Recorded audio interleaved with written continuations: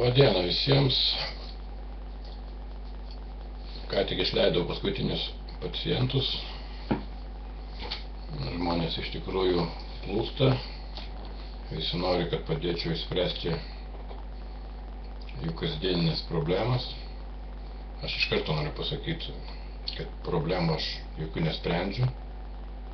Aš galiu tik tai galbūt parodyti tų problemų sprendimo kelią. Žmonės braunas iš tikrųjų pro duris ir pro langus. Nesunku jam pasakyti, kad mano diena tai nėra begalinė, kad laikas neguminis ir taip toliau.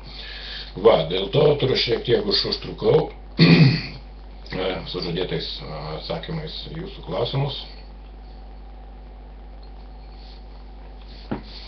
Malonu, kad iš tikrųjų mes nesenai pradėjom savo veiklą, to švietėjišką, ir jau formuojasi grupė ieškančiųjų.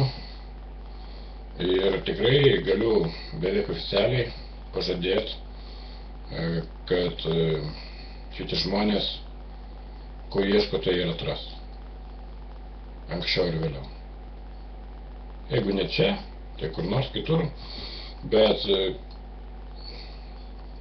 kad atras, tai galiu pažadėti beveik oficialiai. O dabar apie klausimus. Klausimų buvo čia visokių.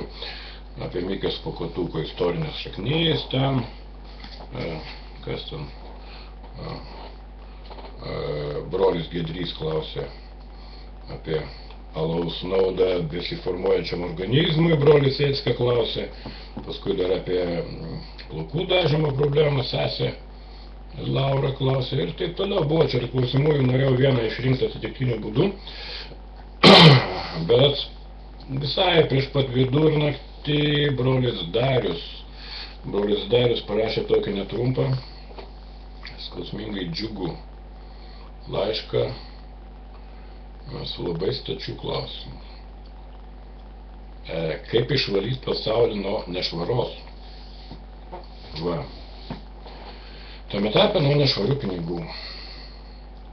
Todėl aš manau, kad reikia vis tik visų mūsų interesuose pradėti nuo pačių svarbiausių klausimų, nuo pačių skaudžiausių. Ir aš šiandien bandysiu atsakyti mūsų mylimam broliui Dariui. Taigi, kaip išvalyti pasaulį? Aišku, brolis Darius matyt pamiršo, kad aš nesu joks valytojas. Aš tik paprastas mokytojas, paprastas. Kuklus, realus, mirtingas, bet paprastas. Tačiau, žinot, šiandieniniai mokytojai ko tik nesiima. Kai kurie daro visokių pildomų darbų. Kartais tenka pabūti ir už valytoją, ir už šlavėją, ir rūbininkų patirti, ko tik netenka. Tai man iš tikrųjų visi darbai nėra svetimi, kaip ir kitiems mokytojams. Todėl pabandysiu atsakyti, nežinau, kaip man tai pasiseks. Apie pasaulio valymą. Tai pirmiausia, turbūt reiktų patikslinti, ar tikrai šis pasaulis yra jau toks nešvarus.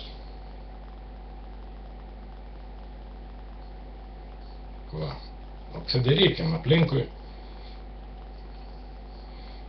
Ir jeigu mes matome, kad pasaulis nėra švarus, net sakyčiau, daug šiukšliavime, tai tada drįsčiau užduoti visai neretorinį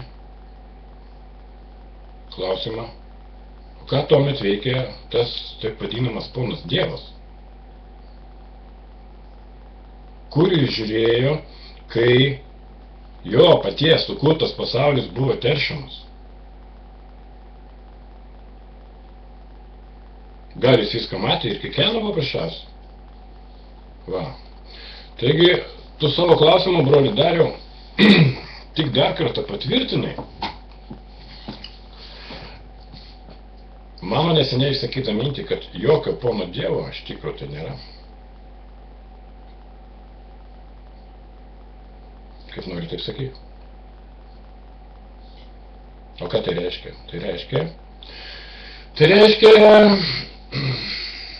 kad tvarkytis turime mes patys, brangiai. Kiekvienas savo darbo vietoje. Ir iš tikrųjų mes tai ir darome. Mes jau pradėjome tai daryti. Pažiūrėkit. Ne visą laiką mums tai gaunasi, bet stengiamės nuoširdžiai. Žiūrėkit, upės užtvenktos, miškai iškirsti, žvėris ir paukščiai normaliai prigazdinti. Tai, manau, broli Dariau, tu paprasčiausiai turėk kantrybės. Mes palengva, nuosekliai prieisim ir prie tavo iškeltų problemų ir sprendimo. Reikia tik tai būti kantriam ir visada tikėti tuo, ką darai.